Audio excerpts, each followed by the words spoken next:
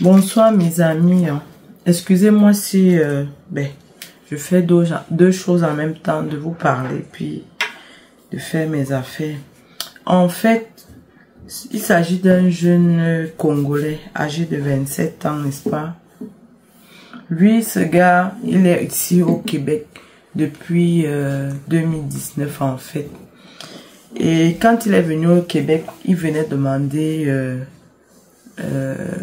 l'asile quoi. Donc, il voulait être réfugié politique par rapport à tout ce qui se passe au Congo et ce qui se passait au Congo.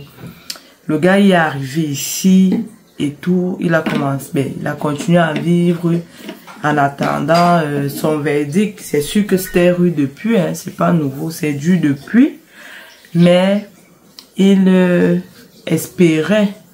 C'est pour ça qu'on dit souvent, je vous dis souvent, n'est-ce pas, d'être constant dans la vie. C'est pas parce que tu es jeune, n'est-ce pas, que tu peux te permettre de faire n'importe quoi.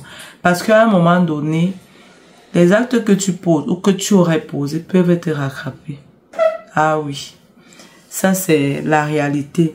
C'est pas parce que je viens me moquer, mais comme on dit toujours, on apprend des autres et des histoires des autres. Peut-être ce qui a été le malheur de l'autre, non, que ça te serve de leçon, quoi. Ce que quelqu'un d'autre a vécu peut te servir de leçon pour que tu t'améliores dans ta façon d'être, ta façon d'agir et tout.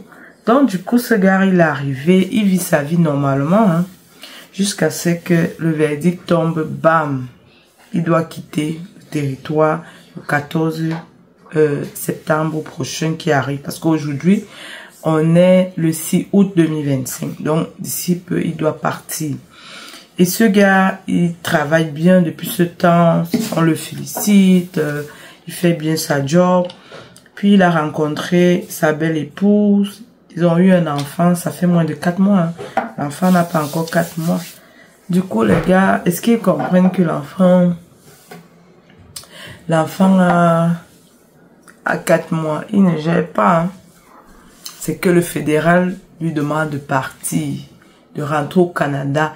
Pourquoi? Parce qu'il paraît qu'il avait été, il avait fait la marche pendant les mouvements de politique dans son pays. Il y a même les captures d'écrit. Il y a les images quoi qui prouvent qu'il a eu à participer à ce genre de manifestation. On sait ensemble que le Québec vraiment refuse souvent ce genre de choses parce que même pas le Québec, le Canada autant pour moi. Parce que quand tu réponds aux questions, même on te demande si tu as participé à ce genre d'affaires, si tu étais soldat, si tu as fait partie d'un groupe de terroristes. Donc il y a ce genre de questions.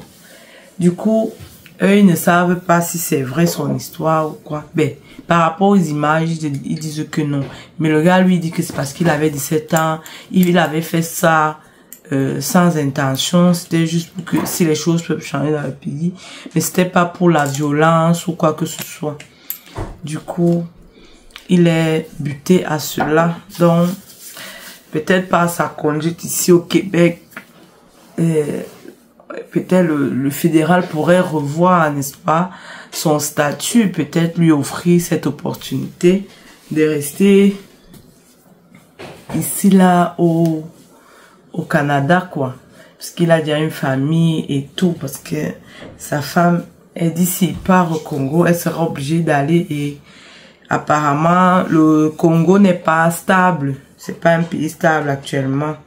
Donc, ils ne savent quoi faire. Donc, moi, je te laisse ici écouter cet extrait. On va l'écouter ensemble. Comme ça, tu me diras un peu. Ou bien si tu as des propositions pour lui, non. Parce que là, c'est comme on dit au Cameroun, non. Ça a cuit. Ça a cuit sur lui. Donc, pauvre lui, je ne sais pas qu'est-ce qu'il va faire. Écoutons. Je suis un père, je suis un citoyen. C'est une course contre la montre pour Jonas Kiese-Umba et Fanny Séguin. J'attends un revirement de situation. L'homme de 27 ans, établi à Saint-Anselme, est originaire du Congo et vit au Québec depuis 2019. Mais le gouvernement fédéral le somme de quitter le pays d'ici le 10 septembre. moins de 4 mois après la naissance de sa première fille, Kinya. J'ai contribué au Québec et j'aimerais continuer à le faire si le Québec me donne l'occasion. Il affirme que les autorités canadiennes ont refusé au cours des dernières années de lui accorder le statut de réfugié en évoquant son implication dans une marche liée au groupe Bundu Dia Congo, BDK, une organisation politico-religieuse qui prône l'établissement d'un État fédéral en Afrique centrale et qui était à l'époque opposé au gouvernement de Joseph Kabila. Selon l'ACFC ici au Canada, il serait membre d'un groupe qui a versé dans le terrorisme ou qui a voulu renverser un gouvernement par la force. Et ce n'est pas vrai.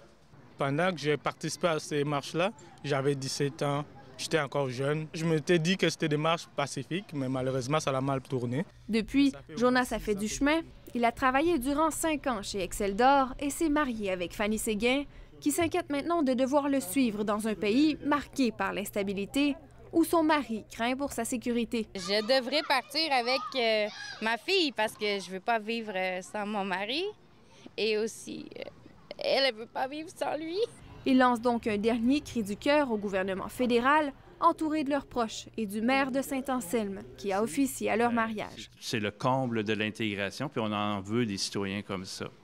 J'imagine pas Jonas partir, puis que je dois prendre l'avion pour aller porter Fanny et Kimia au Congo. Immigration, réfugiés et Citoyenneté Canada n'a pas encore répondu à nos demandes pour confirmer les raisons derrière l'expulsion de Jonas Kiese-Umba, ni pour préciser sa position par rapport au groupe BDK. Ici Flavie Sauvageau, Radio-Canada, à Québec.